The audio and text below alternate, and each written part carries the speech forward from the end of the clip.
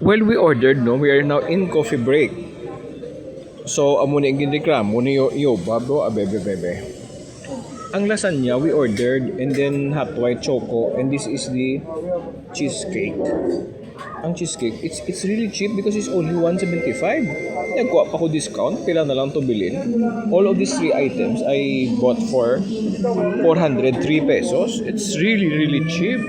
No? And the water is mine. So this is the lasagna. This is the hot white choco. It's not matabang at all. It's really good. And we'll try the cheesecake. Abi how, but you have to remember it's really very cheap. It's only 170.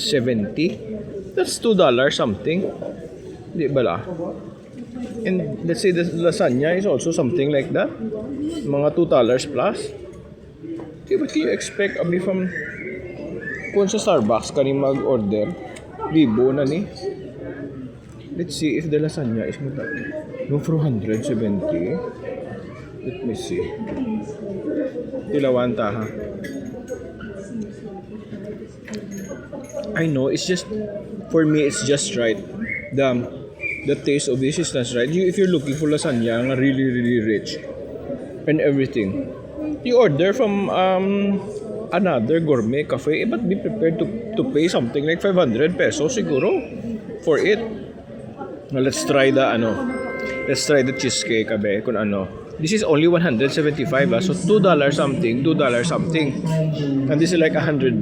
This is like one something US dollars. Kabarato sa pagkaon. For something like this, I'm at the coffee break airport. At ang tao nagapila, ang tao. Everybody's making pila here. So we'll check out the cheesecake in a bit.